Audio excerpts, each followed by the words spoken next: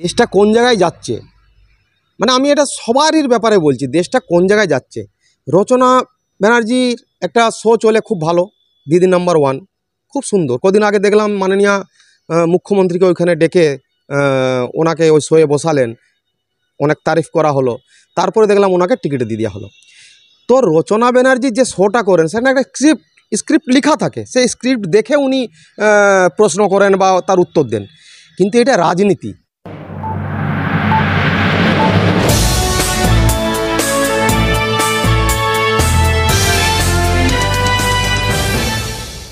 প্রিয় দর্শক, আপনারা দেখছেন মাই ভয়েস, আর আমি মঞ্জুর হোসেন রয়েছি আপনাদের সাথে। ভোটের নির্ঘণ্ট ঘোষণা হয়ে গেছে। তাপমাত্রার পারদ যেমন চড়ছে, সেই রকমই কিন্তু ভোটের পারদও চড়তে শুরু করেছে। সাধারণত ভোট হয় কোনো কিছুকে ইস্যু করে, সেই ইস্যুগুলি যেমন সারা ভারতের ক্ষেত্রেও আছে, সেই রকম আমাদের অঙ্গরাজ্য পশ্চিমবঙ্গের ক্ষেত্রেও সেই রকম। পশ্চিমবঙ্গের ক্ষেত্রে যে 42টি আসনে ভোট হবে, সাধারণ মানুষের কাছে ইস্যু কোনগুলি, সেই ব্যাপারে আজকে কথা বলবো রাজনৈতিক বিশ্লেষক বিনয় প্রসাদের সাথে। আমাদের পশ্চিমবঙ্গ বহু ধরনের মানুষ আছেন, তো নিজেরটি বুঝে নেওয়া, এটা আমি মানুষকে বলবো যে নিজেরটি বুঝে নেওয়া মানে কি, 500 টাকা নিয়ে নিলাম, 5 কেজি রেশন নিয়ে নিলাম, এইটা নিজেরটি বুঝে নিলে হবে না। আগামী প্রজন্ম মানে আপনার ছেলেমেয়েরা কি করবে, তারা কোথায় চাকরি করবে, কোনো কলকারখানা নেই, ফ্যাক্টরি কোনো হচ্ছে না। 11 সালে যখন মাননীয় মুখ্যমন্ত্রী এলেন, মানে টিএমসি সরকার যখন এলো, তখন বহুত প্রতিশ্রুতি দেওয়া হয়েছিল মানুষকে, যে এই করব সেই করে দেবো, মানুষের জন্য বহুত কিছু করব। কিন্তু আজকে প্রায় 15 বছর হয়ে গেল, তো আপনার তাতে তো আমরা দেখতে পাইনি যে কোথাও একটি সিঙ্গেল পার্সেন্ট কোথাও একটা কারখানা হয়েছে বলে আমার জানা নেই। হ্যাঁ, তো যারা মানে বেকারত্ব নিয়ে দিন রাত কলকাতার রাস্তায় পড়ে আছেন, তারা চাকরি পাচ্ছেন না। কোনো ফ্যাক্টরি হচ্ছে না যে নতুন রিক্রুটমেন্ট হবে, বা কোনো ভ্যাকেন্সি বেরাচ্ছে না। হ্যাঁ, এই সব ব্যাপার তো মানুষ তো সব জানে, যে ধরুন যারা আখিরকার কারা লাভবান হয়েছে, যারা এই পার্টিটার সঙ্গে যুক্ত, তারা কিন্তু আজকে দেখুন, তারা চাকরি না করলেও কিন্তু আজকে শেখ শাহজাহান থেকে নিয়ে আপনার কোটি কোটি টাকা এদের ক্যাডাররা সব, মানে কোথায় যে কত টাকা আছে এরা নিজেরাও জানে না। কার বাড়িতে 10 কোটি ফেলে রেখেছে, কার বাড়িতে 50 কোটি ফেলে রেখেছে, প্রচুরটা। প্রতিটি ক্যাডার, প্রতিটি তৃণমূল কংগ্রেসের যারা আপনার নেতা, ছোট থেকে বড়, সবাই টাকা পয়সা করেছে। সিএ তো লাগু হয়ে গেছে, এটা প্রায় আজকে 20 থেকে 25 দিন হয়ে গেল। তো যেটা পাবলিককে মানে বোঝানো হচ্ছে, পাবলিক বিশেষ করে আমাদের সাম্প্রদায়িক একটা দাঙ্গা, নিজেরাই সবাই, কখনো বিজেপি কখনো কিন্তু আপনি বলুন তো, এই যে 20-25 দিনের মধ্যে কোন মুসলিম লোকটাকে আমাদের পশ্চিমবঙ্গ থেকে ক্যাম্পে নিয়ে যাওয়া হয়েছে, বা তাকে দেশ থেকে বার করে দেওয়া হয়েছে? এইসব একটা নাটক। সিএ তো কাকেও, যতটা আমি বুঝি, সিএ জন্য কারো নাগরিকত্ব যাবেনি, নাগরিকত্ব দেওয়ার জন্য সিএ কারো মানে সিটিজেনশিপ কারো নেওয়ার এখানে প্রশ্নই নাই। সিএ দেখিয়ে বেকার যুযুধন দেখিয়ে মানুষ বুঝে নিয়েছে। নাহলে 25 দিনেই তো আজকে সিএ চালু যখন হয়ে গেছিলো, ইস্টাবলিশড হয়ে গেছিলো, তখন তো অনেক লোককে বার করে দিত, বা অনেক লোককে এখান থেকে তাড়িয়ে দিত। একজনের নাম বলুন তো পশ্চিমবঙ্গে, যে কোনো আমাদের সংখ্যালঘু ভাইকে আমাদের পশ্চিমবঙ্গ থেকে তাড়িয়ে দিয়ে বা ক্যাম্পে লিজিয়ে রেখেছে? পারবেননি। এইসব নাটক করে লাভ নাই, ওসব কিছু নয়। মায়েদেরকে একটি অনুরোধ, বা মায়েরা বুঝতে পারবেন যে ওই 1000 বা 500 লক্ষ্মী ভাণ্ডার নিতে চান, না আপনার ছেলে ভবিষ্যতে কোনো ভালো ফ্যাক্টরিতে কাজ করবে বা চাকরি করবে সেটা চান।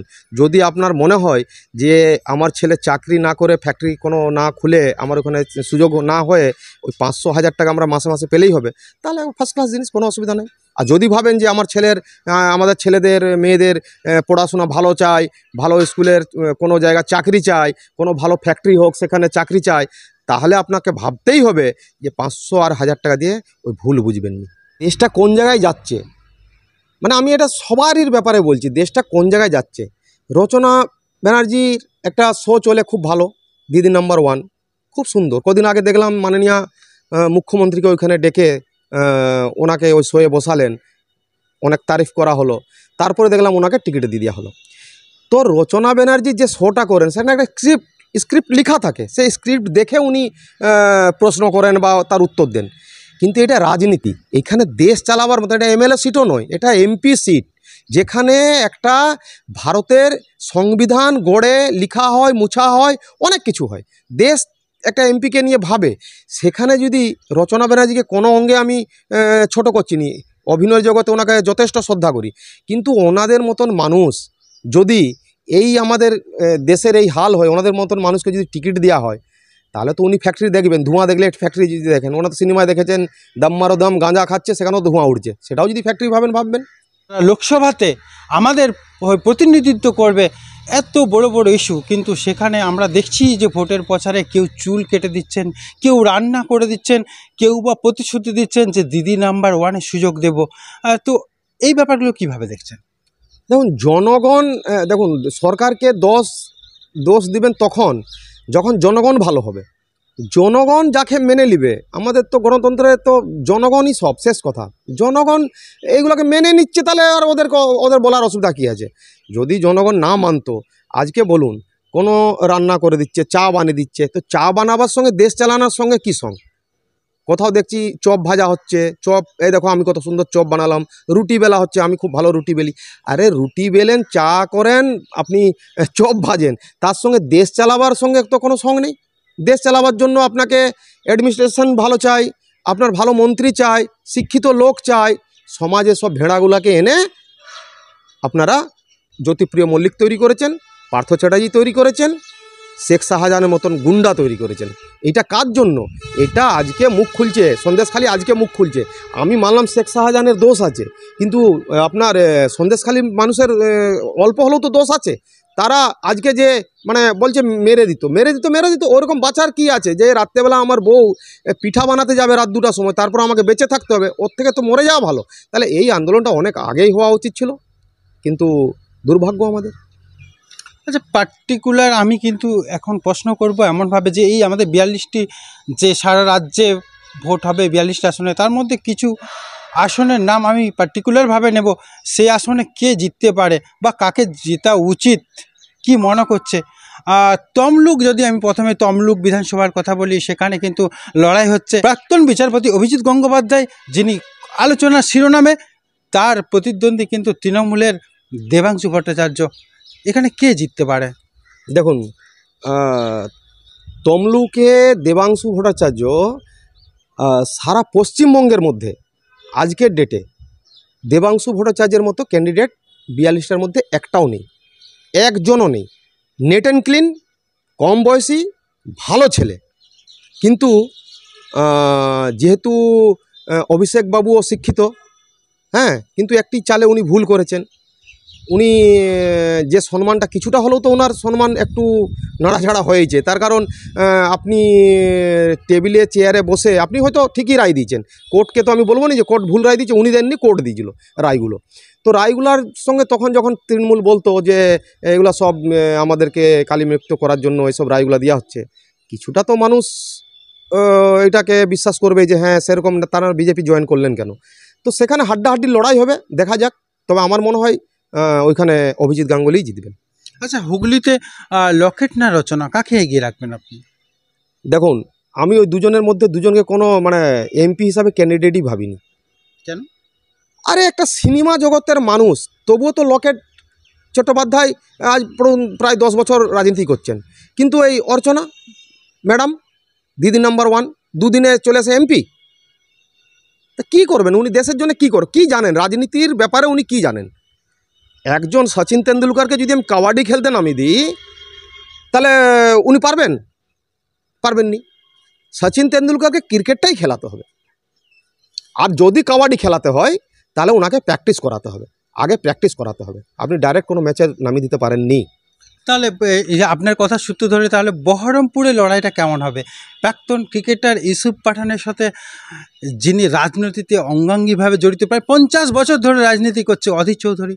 দেখুন অধীর চৌধুরী কোন দল করেন আমার দেখার দরকার নাই, কিন্তু পশ্চিমবঙ্গের যদি আওয়াজ তোলার জন্য এমপি একটি চাই, তা সেটি অধীর চৌধুরী। অধীর চৌধুরী ছাড়া আপনি বলুন তো সে কী দল করে, কে আমার দেখার দরকার নাই। পশ্চিমবঙ্গের জন্য যদি গলা ফাটায় কেউ, তাহলে সেটা অধীর চৌধুরী। আর অধীর চৌধুরী বাবুকে হারানো অত সহজ নয়, সে যেই হোক। বিষ্ণুপুরে কি হতে পারে? প্রাক্তন স্বামী স্ত্রীর মধ্যে লড়াই, সেটা সৌমিত্র না সুজাতা? গতবার সুজাতা যার জন্য লড়াই করেছিলেন সেই হয়তো জিতবে। আচ্ছা, ডায়মন্ড হারবার, যে ডায়মন্ড হারবারের দিকে তাকিয়ে কিন্তু সারা পশ্চিমবঙ্গের মানুষ সেই ডায়মন্ড হারবারে তৃণমূল প্রার্থী ঘোষণা করে দিয়েছে সেই দলের দ্বিতীয় হাইকমান্ড অভিষেক ব্যানার্জি। কিন্তু এখন পর্যন্ত অন্যান্য যে বিরোধী দল আছে তারা কিন্তু ঘোষণা করেননি সেখানকার প্রার্থী। কিন্তু প্রায় 90% সম্ভাবনা আছে আইএসএফ নামে যে দল তার সভাপতি নওশাদ সিদ্দিকী তার বিরুদ্ধে লড়বে। যদি এই রকম লড়াই হয় তাহলে সেখানে কি ফল হতে পারে? দেখুন, দলের কোনো দলই এখন ওখানে ক্যান্ডিডেট দিতে পারেনি, দরাদরি হচ্ছে, কষাকষি হচ্ছে, সেটিং কষাকষি হচ্ছে অভিষেক বাবুর সাথে টিএমসির সাথে, যে কিভাবে কি হবে, তাহলে আপনাকে জেতাতে তো হবেই, তাহলে দরাদরি হচ্ছে। কিন্তু নওশাদ সিদ্দিকী বাবু যদি দাঁড়ান ওইখানে, তাহলে আমি মনে করি যে ওইখানে আপনার অভিষেক বাবুরই লাভ হবে। আমার শেষ প্রশ্ন, যে এই পশ্চিমবঙ্গের ভোট, লোকসভার ভোট, পশ্চিমবঙ্গে লোকসভার ভোট যদিও কোনো এফেক্ট তেমন পড়বে না, কারণ পশ্চিমবঙ্গে 2026-এ বিধানসভা নির্বাচন, কিন্তু এই নির্বাচন যে লোকসভা নির্বাচন তার ফলাফল কিন্তু আমাদের কেন্দ্রের প্রধানমন্ত্রী চেঞ্জ করে দেওয়ার মতো ভোট। এই পশ্চিমবঙ্গে ভোটের প্রেডিকশান কি? দেখুন, একবারে মিলিয়ে নেবেন আপনি, 4 তারিখ তো রেজাল্ট, 4 জুন। পৃথিবীর কোনো শক্তি নরেন্দ্র মোদীকে তৃতীয়বারের জন্য প্রধানমন্ত্রী করতে রুখতে পারবেনি। এরপরে বলবেন সিটের ব্যাপার, সিট 2-4-5টা কম বেশি সেটা আলাদা কথা। আর যদি বলেন পশ্চিমবঙ্গে কি হবে, 42টা সিটের মধ্যে আপনি, গতবারে বিজেপি 18টা পেয়েছিল, নিজের ভুলের জন্য 1-2টো জায়গায় করছে, নাহলে 24-25টা হতো, তো 20টা তো এক কথাই পাবে। এতটা কনফিডেন্ট যে মুখ্য প্রধানমন্ত্রী থাকবেন? আবার দ্বিতীয় মুখটা কে আছে, একজনের নাম বলে দিন, যে প্রধানমন্ত্রী হওয়ার দ্বিতীয় মুখটাকে। রাহুল গান্ধী যদি না। রাহুল গান্ধী তো পার্লামেন্টে বসে চোখ মারেন, হ্যাঁ, একটা বাচ্চামি ভাবটাই ওনার যায়নি এখনও, একটা বাচ্চামির যে ভাবটা সেটাই তো যায়নি এখনও, তাহলে উনি কি প্রধানমন্ত্রী হবেন? প্রধানমন্ত্রী দেশের জন্য ওরকম লোককে, আচ্ছা প্রধানমন্ত্রী, আমার প্রধানমন্ত্রী, আপনার বিশ্বের প্রধানমন্ত্রী এখন মনে হয় নরেন্দ্র মোদীকে দেখে ছাতিটা গর্বে মানুষের, আমাদের ভারতীয়দের ভরে যায়, হ্যাঁ একজন প্রধানমন্ত্রী। এবারে ধরুন বিরোধিতা করতে গেলে তাকে গালি দিচ্ছে, বাখান দিচ্ছে, কিন্তু যারা গালি দিচ্ছে, বাখান দিচ্ছে, টিএমসিরই লোক হোক, আর বিরোধী দলের জনতা দলেরই হোক, আর আপনার লালু যাদবের ছেলে হোক, যেই হোক, কিন্তু ওরা মন থেকে, কিন্তু ভিতর থেকে বলছে এরকম লোকেরই প্রধানমন্ত্রী হওয়া দরকার। জানি না বিনয় প্রসাদ রাজনৈতিক বিশ্লেষক, তার কথাটা কতটা মিল হবে, সেই জন্য কিন্তু অপেক্ষা করতে হবে আগামী জুন মাসের 4 তারিখ পর্যন্ত। তিনি একদম পরিষ্কার বলছেন যে তৃতীয়বারের মতো নরেন্দ্র মোদী আবার কিন্তু প্রধানমন্ত্রী হতে চলেছেন, কেউ আটকাতে পারবে না। আমরা অপেক্ষায় থাকলাম ভবিষ্যতের দিকে। ততক্ষণ পর্যন্ত সমস্ত দর্শক ভালো থাকুন, সুস্থ থাকুন, ধন্যবাদ।